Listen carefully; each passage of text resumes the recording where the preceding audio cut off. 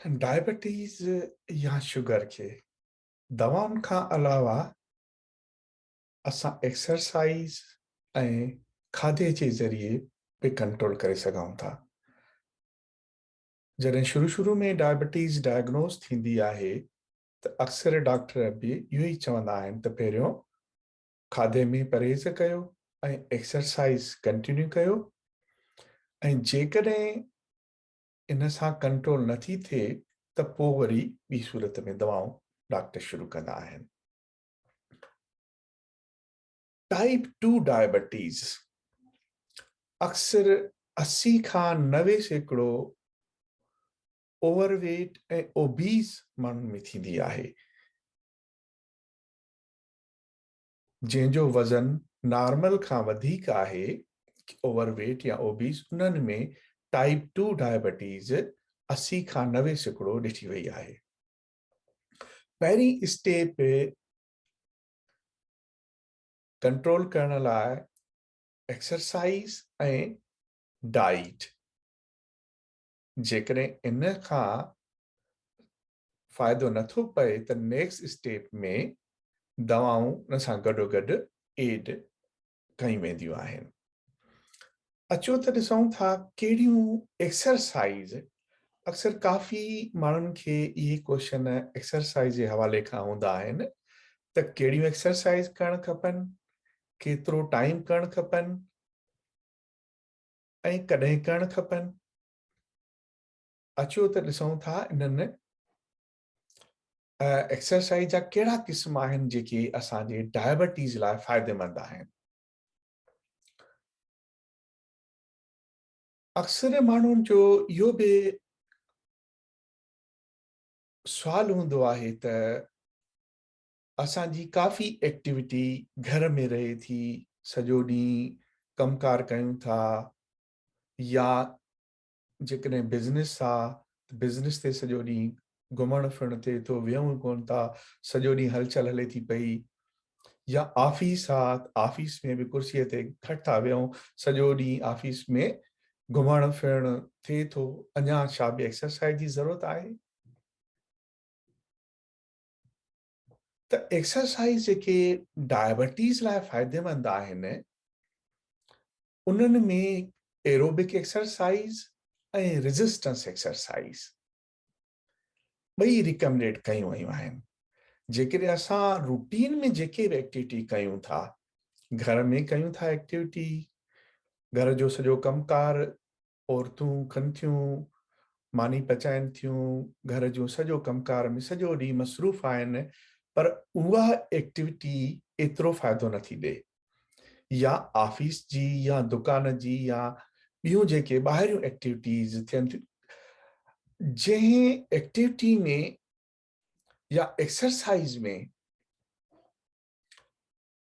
Continuity हुजे, continuous exercise ऐं heart rate, respiratory rate जेकॾहिं वधनि था त उहा वधीक फ़ाइदे वारी आहे, उन में वधीक एनर्जी कंज़्यूम थियनि थियूं। एक्सरसाइज जो मेन मक़सदु आहे त एनर्जी खे घणो यूटिलाइज़ कजे, जेकी एनर्जी बॉडी में स्टोर थी वयूं आहिनि। एक्चुअली ओबेसिटी या ओवरवेट छा आहे? ओबेसिटी या ओवरवेट इम्बेलेंस आहे। जेके असां कैलोरीज़ वठूं था खाधे में ऐं जेके असां कंज़्यूम कयूं था रोज़मर्रा जे हिसाब सां, फॉर एग्ज़ाम्पल जेकॾहिं असांखे 2500 कैलोरीज़ जी ज़रूरत आहे रोज़ाना ऐं असां 4000 कैलोरीज़ खाधे मां वठूं था त 1500 कैलोरीज़ जिस्म में स्टोर थियनि थियूं, ऐं इहे स्टोर थी करे वज़न वधे थो ऐं फैट जी सूरत में, चर्बीअ जी सूरत में स्टोर थी वञनि थियूं। Imbalance between intake and expenditure of energy is obesity. अक्सर 80 खां 90% माण्हुनि में जेका टाइप 2 डायबिटीज़ आहे ओबेसिटी ऐं ओवरवेट जे करे आहे। जेकॾहिं ओबेसिटी ऐं ओवरवेट खे असां 5 खां 10% बि घटि कयो त मेडिसन जी ज़रूरत न पवंदी, शुगर लेवल पंहिंजे नॉर्मल लेवल ते अची वेंदी। कहिड़ियूं एक्सरसाइज करण खपनि। हिकु एरोबिक एक्सरसाइज मिसलन वॉकिंग, साइकिलिंग, स्विमिंग, ये एग्जाम्पल आहिनि एरोबिक एक्सरसाइज जा, जेके असां जिम में वञी कयूं था एक्सरसाइज, ट्रेडमिल कयूं था, ब्रिस्क वॉक कयूं था, स्विमिंग कयूं था, साइकिल हलायूं था, ये एरोबिक एक्सरसाइज जा एग्जाम्पल आहिनि। रेजिस्टेंस एक्सरसाइज जंहिंमें वेट लिफ्टिंग, जंहिंमें असां वेट खणी बॉडी मसल्स ठाहियूं था, मसल स्ट्रेंथ वधे थी, उहे रेजिस्टेंस एक्सरसाइज आहिनि। त एरोबिक एक्सरसाइज रिकमेंडेड कई वई आहे 30 मिनट, कम से कम 30 मिनट डेली, 5 days इन अ वीक। तव्हां सॼो हफ़्तो न कयो, तव्हां 5 ॾींहं हफ़्ते में 30 मिनट रोज़ वॉक कजे, या साइकिलिंग या ट्रेडमिल थी, ठीकु आहे न, उहा रिकमेंडेड थियल आहे। त उहा बहितर आहे, जेका इंसुलिन सेंसिटिविटी वधाए थी ऐं शुगर लेवल घटाए थी। माना एक्सरसाइज असांखे न सिर्फ़ डायबिटीज़ जे करे, पर हूअं बि असां लाइ बहितर आहे सिहत लाइ। पर जनरल जेके ॾिठो वञे त एक्सरसाइज करण जा केतिरा फ़ाइदा आहिनि। न सिर्फ़ शुगर लेवल घटाए थी, इंसुलिन सेंसिटिविटी वधाए थी, उन सां गॾु कोलेस्ट्रोल लेवल बि घटाए थी, वज़न बि घटाए थी, ऐं बोन्स खे मज़बूत करे थी, ऐं कैंसर में बि एक्सरसाइज काफ़ी हेल्पफुल आहे। त स्टडीज़ ॿुधाइनि थियूं त जेकॾहिं असां कंटिन्यू एक्सरसाइज कंदा अचूं था त कैंसर खां बि प्रिवेंट करे थी, काफ़ी स्ट्रेस बि घटाए थी। त 30 मिनट रोज़ाना 5 ॾींहं हफ़्ते में एरोबिक एक्सरसाइज करणु खपे। रेजिस्टेंस एक्सरसाइज 10 मिनट, जेकॾहिं तव्हां आस्ते आस्ते उनखे वरी तव्हां इंक्लूड करे छॾ, 30 मिनट हुजे, हफ़्ते में 2 दफ़ा या 3 दफ़ा रेजिस्टेंस एक्सरसाइज में वेट लिफ्टिंग आहे, उहा बि वधीक फ़ाइदेमंद आहे, जेका शुगर खे कंट्रोल करे थी ऐं वज़न बि घटाए थी। एक्सरसाइज करण महिल किन ॻाल्हियुनि जो ध्यानु रखणु खपे। शुरू में 30 मिनट ॾाढा ॾुखिया लॻंदा आहिनि। स्टार्ट थोरे टाइम खां कयो, भले 10 मिनट स्टार्ट कजे, पोइ आस्ते आस्ते टाइम पीरियड वधाइजे, 15 मिनट, 20 मिनट। पर एट अ टाइम स्टार्ट में 30 मिनट ॾाढो मुश्किल लॻे थो, उन्हनि खे स्लोली स्टार्ट करणु खपे। ऐं एक्सरसाइज करण महिल 2 ॻाल्हियुनि जो ख़्यालु रखणु खपे। जेकॾहिं एक्सरसाइज दौरान साह में तकलीफ़ थिए थी या चेस्ट पेन थिए थो, त एक्सरसाइज खे बंदि करणु खपे ऐं डॉक्टर सां मशवरो करणु खपे। ॿियो, जेकॾहिं डायबिटिक पेशेंट मेडिसिन ते आहे, इंसुलिन ते या डायबिटीज़ मेडिसिन ते, त उन्हनि लाइ इहो रिकमेंडेशन आहे त पहिरियों एक्सरसाइज खां पहिरियों ब्लड शुगर टेस्ट करणु खपे। एक्सरसाइज जे विच में बि हिकु दफ़ो ब्लड शुगर टेस्ट कयो, ऐं एक्सरसाइज खां 2-3 कलाक पोइ बि ब्लड टेस्ट करणु खपे। पहिरियां 2-3 ॾींहं असांखे ब्लड टेस्ट करणु खपे जॾहिं असां एक्सरसाइज शुरू कनि था, स्पेशली जेके इंसुलिन ते आहिनि या जेके मेडिसिन ते, त उन्हनि खे चेक करणु खपे त शुगर लेवल घटि त नथी थी वञे। हाइपोग्लाइसीमिया भी डेंजरस आहे, जेकॾहिं शुगर लेवल घटि थी वञे त उहा बि तमामु नुक़सानकार आहे। त 3 टाइम तव्हां पहिरियां 2-3 ॾींहं मेंटेन कयो, एक्सरसाइज करण खां अवल बि चेक कयो, ऐं एक्सरसाइज जे विच में ब्लड शुगर, ऐं 2-3 कलाकनि खां पोइ बि शुगर लेवल टेस्ट करे तव्हां ॾिसो ऐं डॉक्टर सां मशवरो कयो। जेकॾहिं ज़रूरत आहे त डोज़ उन हिसाब सां डॉक्टर घटि वधि करे सघे थो। ॿियो, एक्सरसाइज जे दौरान ग्लूकोज जूस या शुगर जो सोर्स मन को फूड हुजणु खपे। जेकॾहिं सम्झ में अचे त शुगर लेवल घटिजी वई आहे त राइट अवे वो जूस पीअणु खपे या टेबलेट वठणु खपे ग्लूकोज जी,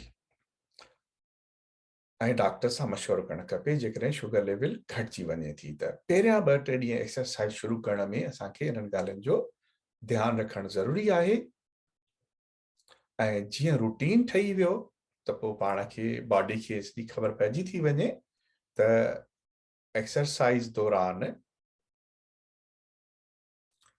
शुगर लेवल पाण महसूस कजे घटि आहे त राइट अवे वरी उनखे चेक करणु खपे। एक्सरसाइज के कंटिन्यू रखण, मोटिवेट करण भी तमाम ज़रूरी आहे। अक्सर ॾाढो ॾुखियो थींदो आहे इन शइ खे कंटिन्यू रखण। मां हिकिड़ो मिसाल तव्हांजे साम्हूं रखां। हिकु दोस्त लिस्ट ठाही न्यू ईयर रिज़ोल्यूशन जी, उन में टॉप ते हुन एक्सरसाइज ऐं जिम रखी। जॾहिं 1 जनवरी ते जिम वियो त वॾी लाइन हुई, पार्किंग में उनखे जॻह न पई मिले। काफ़ी देर खां पोइ पार्किंग जी जॻह मिली, अंदरि वियो जिम में त तमामु वॾी लाइन हुई, वेटिंग एरिया हुई। ऐं उन में पोइ जिम जे मैनेजर सां मिलियो कयो, उनखे चई मां मेंबरशिप वठंदुमि त अॼु एॾी रश आहे, छा रोज़ाना एतिरी रश हूंदी आहे? त मैनेजर चयसि त हे न्यू ईयर रिज़ोल्यूशन आहे, हफ़्तो 2 हफ़्ता रुॻो वेट कर, ये जिम सॼी ख़ाली ई हूंदी। सो अक्सर नए साल जी रिज़ोल्यूशन में माण्हू इहे शयूं ठाहिनि था ऐं पोइ वरी उनखे असां कंटिन्यू न करे सघंदा आहियूं। त असांखे सेल्फ मोटिवेट करणो आहे। सेल्फ मोटिवेट कीअं कजे? पाण खे रिवार्ड ॾिजे। 2-3 टिप्स आहिनि जेके रिसर्च स्टडीज़ ॿुधाइनि थियूं। हिकु इहो त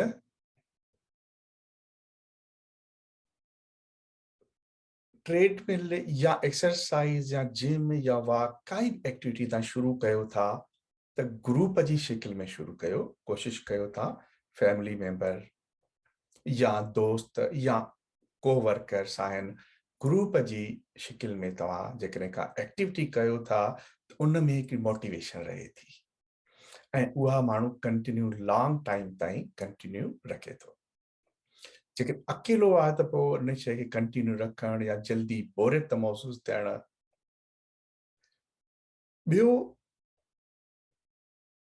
21 ॾींहं कम से कम एक्सरसाइज एक्टिविटी खे कंटिन्यू रखण जी कोशिशि कयो। रिसर्च जेको ॿुधाए थी जेकॾहिं असां 21 ॾींहं कंटिन्यू कयूं था काई बि हैबिट त उहा हैबिट परमानेंट थी वञे। जेकॾहिं असां थोरो पाण खे मोटिवेट कंदासीं 3 हफ़्तनि ताईं, टाइम सां उथणो आहे, हिकिड़ो टाइम सेट करे छॾिजे एक्सरसाइज जो, ऐं उन टाइम ते ज़बरदस्ती पहिरियों 2-3 हफ़्ता पाण खे पुश करणो पवंदो, मोटिवेट करणो पवंदो। 3 हफ़्तनि खां पोइ असांजी नेचुरली हिकिड़ी हैबिट थी वेंदी त एक्सरसाइज करण खां पोइ जॾहिं असां पाण खे हल्को हल्को फील कंदासीं त आदत थी वेंदी उन शइ खे असां ख़ुदि कंटिन्यू रखूं। अक्सर इहो पुछंदा आहिनि त एक्सरसाइज कहिड़े टाइम ते करणु खपे? एक्सरसाइज जो बहितर टाइम अर्ली मॉर्निंग आहे। इन करे त अर्ली मॉर्निंग में असांखे एनर्जी घणी हूंदी आहे। डिफिकल्ट टास्क हमेशा उन टाइम ते रखो जॾहिं एनर्जी घणी हुजे। जॾहिं शाम जो असांजी जॉब तां फारिग थी अचूं था, सॼे ॾींहं जो थक टायर्डनेस, पोइ उहा शइ कॾहिं कंटिन्यू रहे थी, कॾहिं नथी रहे, उहा मोटिवेशन उहा ख़तम थी वञे। जेकॾहिं तव्हां टायर्डनेस रहे थी, तव्हांजी जॉब मॉर्निंग में 9 to 5 आहे ऐं 5 खां पोइ वरी असां एक्सरसाइज खे कंटिन्यू रखूं इज़ गुड, सुठी ॻाल्हि आहे जेकॾहिं असां मेंटेन रखूं त। पर अक्सर जेके स्टडीज़ ॿुधाइनि थियूं त अर्ली मॉर्निंग सुबुह जो असां जेके टाइम ऐं रूटीन पंहिंजो एक्सरसाइज जो ठाहियूं था त उन में असांजी एक्टिव ऐं एनर्जी घणी आहे ऐं उहा एक्सरसाइज के लॉन्ग टाइम ताईं असां कंटिन्यू रखी सघूं था।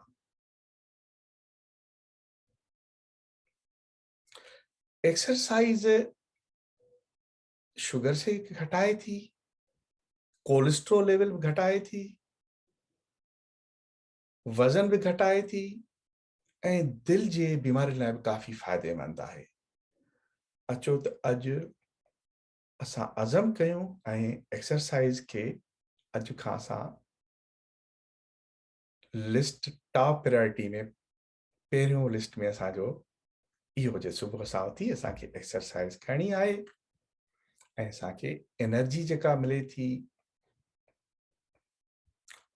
सुबुह जे टाइम में एक्सरसाइज खां असांखे पूरे ॾींहं जी हिकिड़ी एनर्जी मिली थी वञे, माना पूरो ॾींहुं असां पाण खे फिट ऐं टिप टॉप महसूस कयूं था।